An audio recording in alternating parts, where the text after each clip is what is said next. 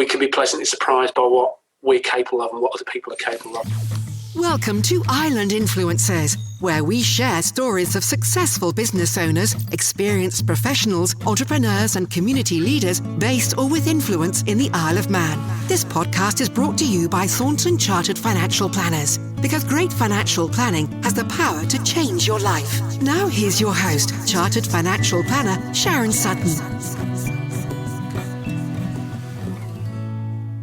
Welcome to the latest episode of Island Influencers. My guest this week is Richard Reid, a highly qualified psychologist, coach and author. Richard has worked for more than 2 decades of high-level experience in the corporate world. He works as a trusted advisor to leading public figures and blue-chip organisations throughout the world, delivering coaching, workshops and talks. He's gifted at communicating complex ideas in simple, down-to-earth ways for those seeking support in areas such as developing resilience, boosting presence or charisma, and navigating organisational development. Richard founded Pinnacle in 2005, a high-end private therapy clinic based in Mayfair. For background, Richard is based in London and the Isle of Man, but carries out consultancy work throughout Europe and the United States. Thank you very much, and welcome to this week's Island Influencers. Thank you so much for coming on to Island Influencers. It's great to have you on board, and a great supporter of the St John's Mill too. So that's really good of you. I was looking at your introduction. I mean, goodness me, the TV presenter part for Extreme Phobias and Extreme Cures on Sky One. That's pretty awesome, isn't it? Yeah, it's strange because in fact this morning I had a call with a new client in London who'd seen the TV series, and you kind of forget it's like that's about almost 6 years ago now, and it's still getting shown at various places around the world. And it's just a program on Sky One, but it's really interesting. You kind of forget; it feels like it happened to somebody else, but really good fun. And then I still do bits and pieces on TV, not so much since. I got stuck on the island since February, but yeah. Stuck? Well, actually, do you know what? I moved to the island last April and was still going back and forth to London probably every couple of weeks. Yeah. And since lockdown, I actually now feel like I actually live here. Because you actually get time to connect with your environment a little bit more. That's good to hear. Which is good. Yeah, it's a great place, isn't it? It is a lovely place. It's a lovely place, but you don't feel like you live here when you're commuting. No, having done a bit of travel back and forth myself to London, it's amazing how it's just a small hop, but yet it doesn't half disrupt your whole rhythm really of life. You lose your bearings. Yeah. No, indeed. Well, listen, let's kick off and go back in time and find out what gets you to where you are today. In other words, where did you grow up? Where are you from? What did your parents do? Yeah. do you want to just tell me a little bit about yourself? Just tell me your story. Sure. So I grew up in Birmingham, went to school in Birmingham, grew up with a family, 2 younger brothers. And I guess from an early age, I was party to lots of conversations that were more sort of adult conversations. I was always somebody who was sort of eavesdropping adult conversations and interested in all that sort of stuff. It's an interesting family, so we fostered kids, and there were always unusual guests popping up at the last minute. So it's a house where there were always people coming and going. Wow. So I've always been interested in people, and I guess that's kind of ultimately probably why I do what I do now. But it was sort of quite a circuitous route to get there. So I at school didn't really know what I wanted to do. I went to a school where it was kind of expected you went to university, did a classics degree, don't ask me why, ancient Greek and Latin, no idea why. And then sort of fell into IT and business consultancy and did that for a few years and did relatively okay. But I just thought, I don't actually enjoy what I do, and hopefully it's going to be a relatively long life. Do I really want to be doing something where I'm just kind of going through the motions? Yeah, but interesting you did the classic stuff, because would that be a lot of history that would be a lot of history, archaeology, Latin, ancient Greek, all of that sort of stuff. So it's still an interest of mine, and it always was, but never really saw where that might fit in terms of a career. Yeah, okay. And I'm still not quite sure how that fits into a career, but. So I kind of had a few years where I was doing okay, but not really seeing the value in what I was doing. And I really wanted to not become a workaholic, but really do some work which actually gave me satisfaction, where I felt like I was actually making a difference. And things came to a head probably sort of in my mid-20s. I was selling my flat and buying a house, and the house fell through. And I found out, it was sort of 9 o'clock in the morning. I was at work, I got a phone call from the lawyer to say that the solicitor to say that it had fallen through. And I thought, do you know what? This is a great opportunity for me to reset. And I thought, do you know what? I'm going to have my notice in. And I went that very minute, I went in and saw my boss and said, I don't want to do this anymore. Can I go?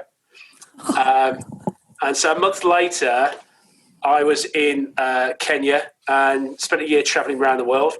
So I travelled down through Africa and Asia and South America and Australia, and just spent a year just seeing a bit of the world and taking some time to think about what do I really want to do with my life. So that was your house deposit gone then? There was my house deposit gone, yeah. So a real sort of pressure when I got back to find some work and get paid. But so for that whole year, I was sort of grappling with what I wanted to do, and it was really sort of unusual how it happened. It was towards the end of my years travelling, and it might, on the face of it, sound like it was quite forced. That, you know, what are you going to do? It's come towards the end of that year, but it really wasn't like that. And I was in Patagonia, and I was sharing a tent with a psychiatrist for some reason. And we were chatting about what we were doing. And, you know, I was saying, well, you know, I'm taking a year out. I want to see a bit of the world, but I also want to decide what I want to do with my life. And he just got divorced, and he was taking a bit of time out. And he said, have you ever thought about trying to be a psychotherapist? I think you'd be quite good at it. And I thought, well, okay, that sounds interesting. Tell me more.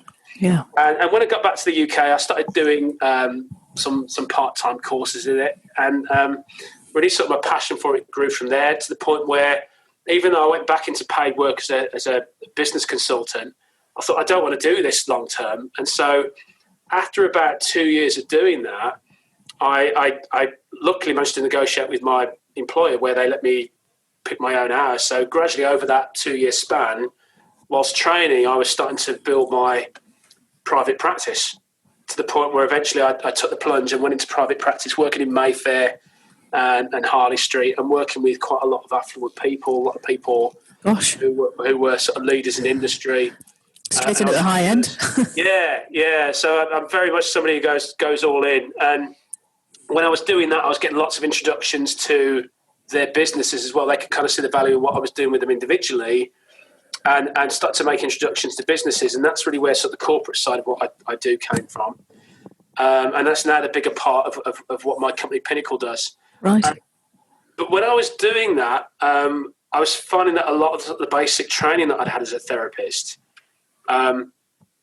wasn't necessarily adequate. That I was dealing with people who were not necessarily bought into the idea of therapy, and so sometimes you'd have to sort of find ways of engaging with them in language that they would understand. So that made me quite flexible in terms of how I worked. Sure. But also I found that quite often with clients there was a trauma element to what I was working with. So I went quite deep into training as a trauma therapist. I went to work in the trauma department for Transport for London, working with drivers, working with people who've been involved in the 7/7 bombings and things like that. Yeah. Did a lot of work with the police, working with trauma as well. So that's really sort of my core training. But now I kind of work in lots of different areas. And what I found was that sort of organically we were doing more and more work in businesses. And so my business today, yes, we still do offer private therapy, but it's very much about working with individuals and businesses, not just in terms of therapy, but basically anything to do with psychology. So I'm a firm believer that even if you don't think you've got deep-rooted pathological issues, that everybody can benefit from actually having a better understanding of how their brain works and having very practical skills to be able to maximize their potential in life. And I think most of us, sadly, we don't do that because we don't understand these fundamentals that actually really we should be taught in school. Yeah. No, I completely get that. You know, from my role as a financial planner, you know, do you remember that term at school where they taught you all about bonds and equities? No. Well, exactly. So, you know, financial capability, that whole centerpiece about, well, if you think about money surrounds everything that we do, every decision that we make, yet we're given no training with it. It's the same sort of concept, really. Yeah. Absolutely. Well, talking about my role as a financial planner, if you don't mind me asking, I ask all my guests this. What's your earliest memory of money? So I've always been quite entrepreneurial, and so when I was a kid, my younger brother was always desperate to have his own room, and I was the only one at the three boys had their own room. So we do every year. I was selling my room, and it would last for about the length of the summer holidays, and then he realised that actually, if you had your own room, you had to clean it. And then eventually he decided he was going to go back in the room with my other brother, and then you can guarantee by the following summer the idea had grown in them again. So it was a nice way of making some money. So that's one of my earliest memories. And the other one was that every year we'd get all of our old stuff, and we'd have a bit of a bric-a-brac sale outside the house. So every summer holiday, that'd be our way of making some money. Yeah, like a yard sale. Like a yard sale, and gathering things from the neighbours, things they didn't want as well, and reselling those. So there's always been that element, and I think that's kind of, even today, that's quite strong. So yes, on the face of it, I'm a therapist, but I'm also a business owner and entrepreneur, and I'm always looking for new ideas and new ways of doing things, and I think that's what keeps it fresh for me. Yeah, good to hear. Thanks for sharing that. So of all the things that you've done in your life so far, what's given you the most fulfillment, would you say? Lots of things. I think being a parent is massively fulfilling. I think in terms of my professional career, for me, it's work. I like working with all kinds of people, but it's when you are working with people who are not necessarily bought into what it is that you do. So, if I think about, for example, work that I've done with police officers, work that I've done with train drivers, they are not necessarily always the people that would voluntarily come forward to have coaching or to do therapy. And sometimes they're there because it's the last resort, because actually they're really struggling, or they've been told they've got to be there. Sure. And when you actually make a breakthrough with those sorts of people, then it's massively rewarding. When you're able to, I say break down barriers, that sounds very dramatic, but when you're able to build that trust and actually get them bought into what you're doing, they become massive advocates for what you do.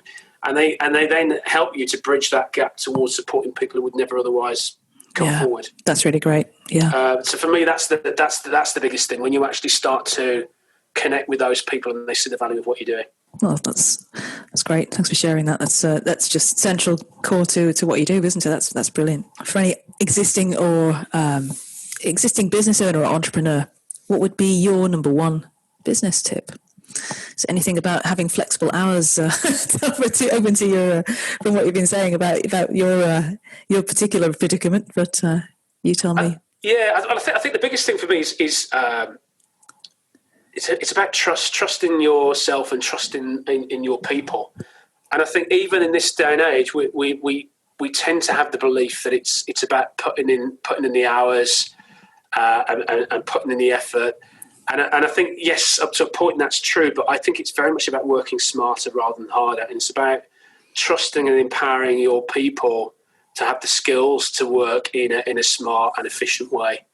And I think my hope is that lockdown and coronavirus, as much as it's caused lots of difficulties and hardships for people, is also actually an opportunity to reflect and reset the way that we work.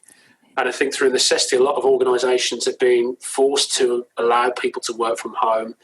People have had reservations about using things like Zoom. People have had reservations about having people work on their own steam and work to the hours that suit them.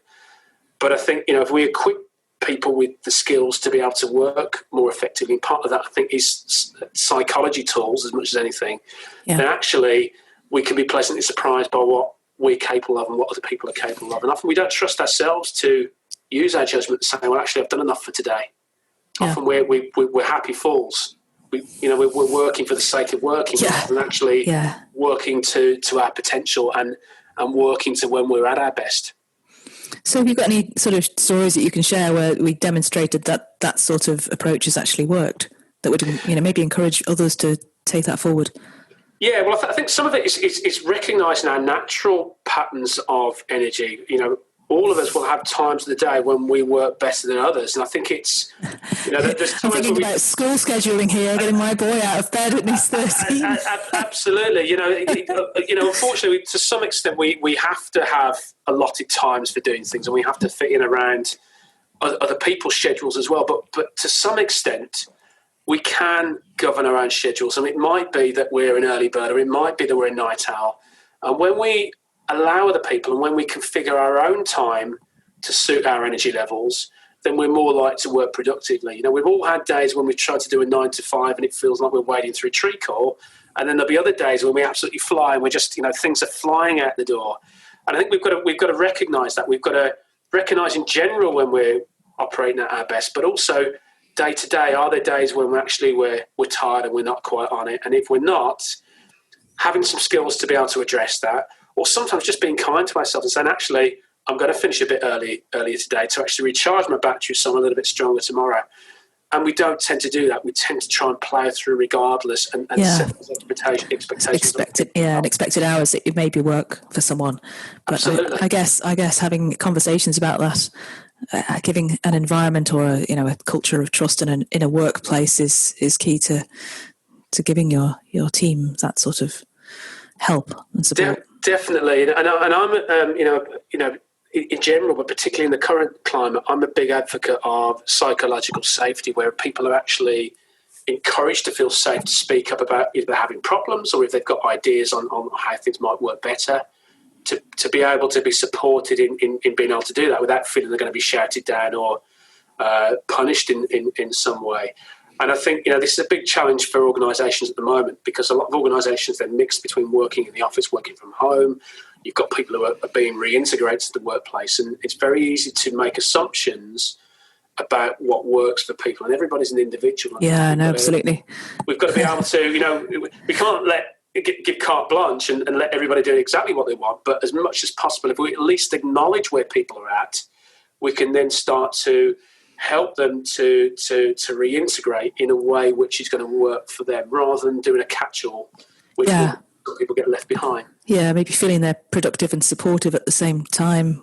I guess, I don't know. I suppose is it down to? I mean, do you work with a lot of HR managers to help them kind of get this out of teams? Occupational health, leaders of businesses as well, and it is about having the confidence to deal with people on an individual level. It's not to say that we're going to be able to give every single person exactly what they want, but sometimes just the fact that we've taken the effort to try and understand their position, show an empathy for it, can give people reassurance that actually there's a place for them in the workplace, that actually they are valued. And I think that is really important at any time, but particularly in the current circumstances. So I think it's a great opportunity for people to engage with their employees in a really meaningful way.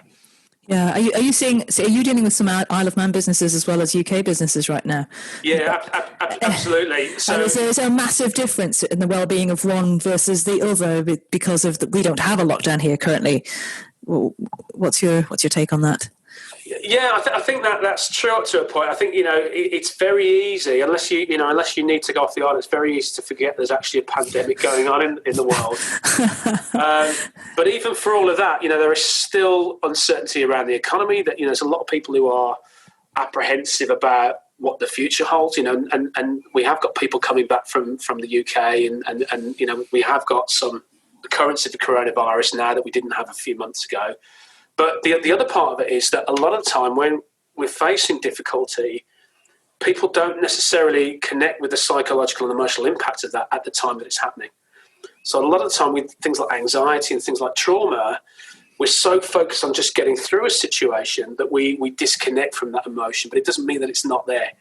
And so what you're starting to see, both on an individual level and a collective level, is that there are lots of people that on the face of it, their circumstances are far better now than they were a couple of months ago, but it's only now that they're starting to connect with the emotional and psychological impact of that. Yeah, sure. It's like, this is why our work is now going through the roof in a way that it wasn't in lockdown. Yeah, a bit like delayed shock in some ways. Yeah. Absolutely. So we're seeing more and more of that. Lots of people, and even though we're offering services during lockdown and a lot of that was done remotely, people weren't coming forward because actually they were in coping mode.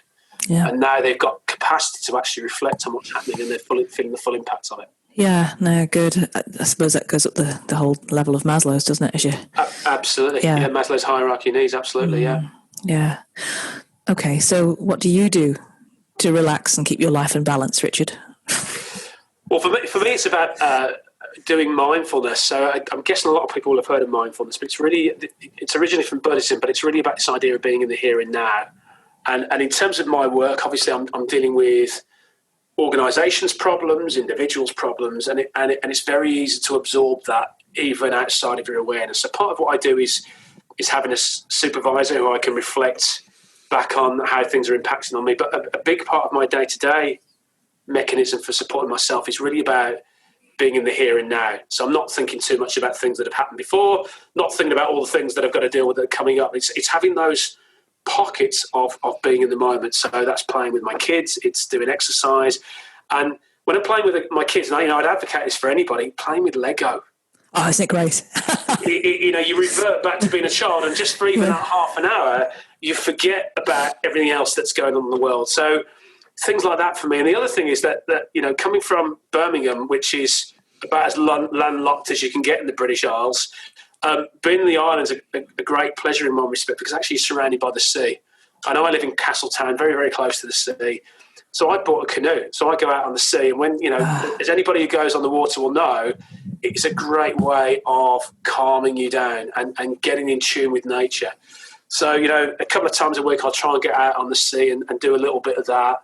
And for somebody who comes from the middle of England, that's, it's a fantastic privilege that you wouldn't ordinarily get.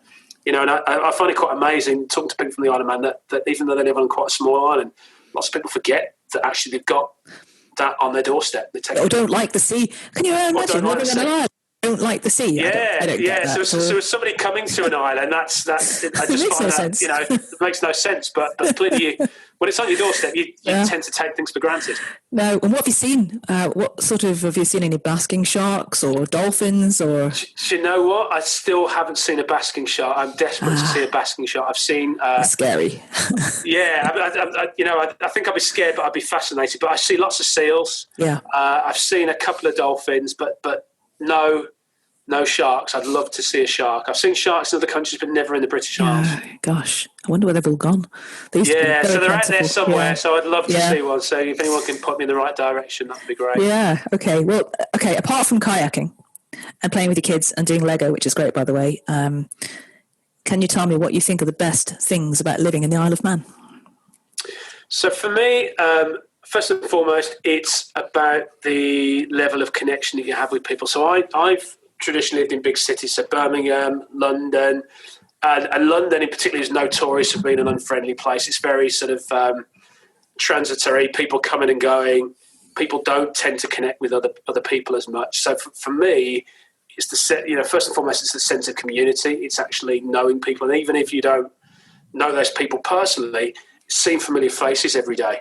It makes you feel like you're part of something in a way that you don't necessarily feel in a big city. And it feels physically safe as well. Going around London, it's often the case, particularly in central London, you're constantly scanning in terms of your safety. And I've never felt the need to do that here. And, people even, it sounds like a cliche, but I think it's true in a lot of the island that actually you can leave your back door open. Yeah.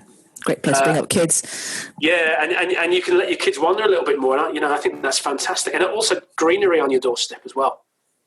Things that you take for granted, but when they're not there, the psychological impact of that creeps up on you. Mm-hmm. So really easy to sort of access those things and just set the tone for the day. Yeah, kind of makes you grateful, doesn't it? Absolutely. Yeah. So yes, you can't get a bus when you want to, and you can't get a train when you want to, but there's more than enough to make at least without a steam engine, anyway. No, not unless it's a steam engine. But 10 to 10. Exactly. But when you start to, and again, this goes back to sort of, now that I'm not going back and forth to London, you start to tune into the tempo of the place more, and you can kind of take those things in your stride. Yeah, and really start to value actually what the place does have to offer that other places don't have. Yeah. And you can kind of know that just as well. Yeah, but you can kind of know that intellectually, but you don't necessarily feel it. Yeah, sure. Unless you're here and you're doing it every day. No, absolutely. So what would you say the main challenges are that the Isle of Man faces? Well, I think it's interesting. I think my concern is about the economy, and yes, there are lots of great things going on the island, but the island inevitably has a relationship with what happens in the UK. Yeah, of course. And I think right now the UK economically, but also in terms of the health risks, is an absolute mess. And I think that flow of trade between the two, yes, there's a lot you can do remotely, but a lot is based upon also physically being somewhere.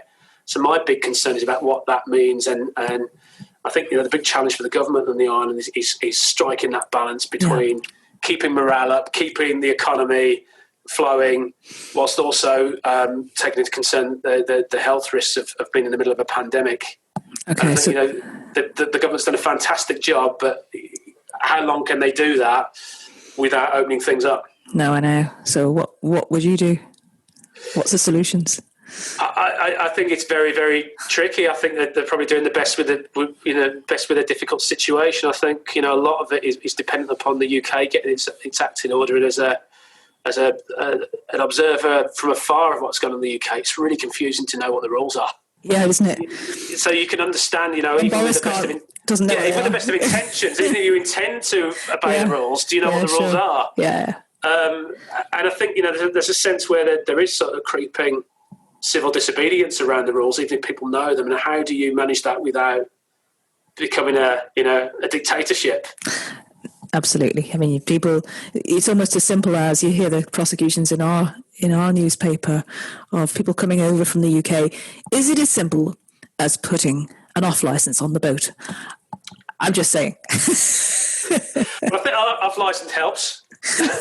As opposed to having to go to Tesco's, they all get nabbed, don't they, when they go and get, Yeah. But I think it's really tricky. Human nature dictates that we don't like being told what to do. No.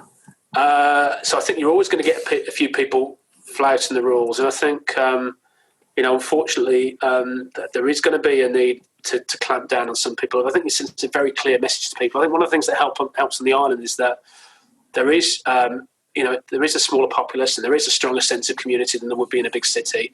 And so people look out for each other, and people do report when people break the rules. Yeah, they do, don't they? Wow. In a way that they probably wouldn't in a big city. And I think that helps to self-police things. Yeah, I'm sure it does. Absolutely. You think someone's watching you certainly wouldn't do something you shouldn't. Absolutely. But also you know the people around you and in a way that you wouldn't in somewhere like London. Or if you don't know them, you at least recognise them. And actually, so there's a person on the end of your behaviours if you actually spread the infection. Yeah. You can probably connect to that more than you would when actually it's somebody anonymous. Yeah, well, you only need to see where the deaths were to know it's a vulnerable section of the population who gets the brunt of it, and nobody wants that. Yeah, absolutely. But it concerns me that a lot of not all the hotspots, but a lot of the hotspots are in the northwest, which is obviously where the boats come from to come to the island. Yeah, exactly. All the key workers that need to come in to do stuff. Yeah, hopefully put the off license on the boat, as I say. So what have you got planned next, Richard? Because I've seen you advertising some stuff on LinkedIn, so I just wondered what you've got planned next now and even longer term. So we again, this is sort of the entrepreneurial part of me. We as a company, we've always got lots of things going on, and then part of that is new ideas that we would have anyway, but some of it is responding to what's happening in the world.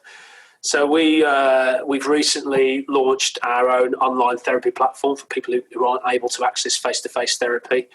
We've also developed our own personal support program. So for people and organisations that want to be able to access support, whether it's psychological support or other forms of support, we've got something in place for that. And we're really doing a lot of work around building the resilience of organisations and individuals through training and coaching and therapy to help them to not only cope with what's going on in the world, but also to learn and to grow from it. And as I say, I think what's happening in the world, as much as it isn't something that we would choose and it has brought difficulties and hardship to people, it's also a great opportunity to learn from. And I think as humans, the temptation is to try and put something behind us and not reflect on it and not learn and grow from it. Yeah. Part of resilience for me is about learning and growing from all the things that life throws our way. So I think it's a great opportunity for individuals, a great opportunity for businesses to learn and to grow and to become stronger as a result. Yeah, but individuals, we deal with a lot of individuals here, and the sort of, well, we can't go on holiday. We live to go on our holidays. We can't go on our holidays. What are we going to do? Well, it sounds like it's a great opportunity to learn a new skill by doing this sort of stuff, surely. Absolutely. So I think things like holiday. Everybody loves going on holiday, but it tends to then steer us towards cyclical behaviour, doesn't it? That actually we live for the weekends, we live for the holidays. And what that means is we overextend ourselves in the times in between. And, this is why often when we have a holiday or a weekend, we often spend lots of time sleeping or getting ill. Yeah. Because all those things that we've been offsetting suddenly have an opportunity to come to the fore. Yeah. And for me, it's, as with most things, it's about balance. It's about also taking care of yourself and having some enjoyment and relaxation during the course of the working week. Yeah. And we don't tend to do that. I think I'll be subscribing. So have you had any books that you've read recently that you would recommend to listeners as, I don't know, a source of inspiration, philosophy, or even just a good read? What do you read? So I read all kinds of things, but most of the time, as a counterbalance, I try and read things that are not about the work that I do, just to sort of maintain that balance. But one book which is a bit of a crossover, which I really have enjoyed and which I think people might find useful, is a book by a guy called Viktor Frankl.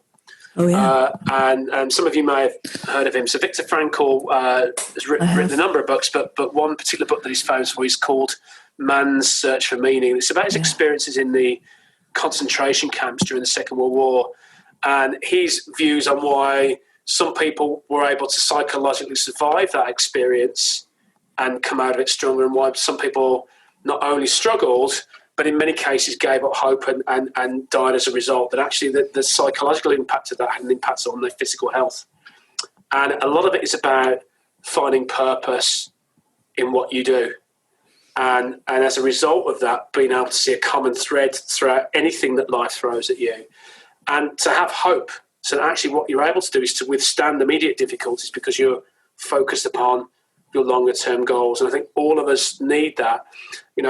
Hopefully most of us will never have to go through those sort of experiences, but actually there are things that we can draw from that are relevant for whatever our life experience is, and particularly so given what's happening in the world right now. Yeah.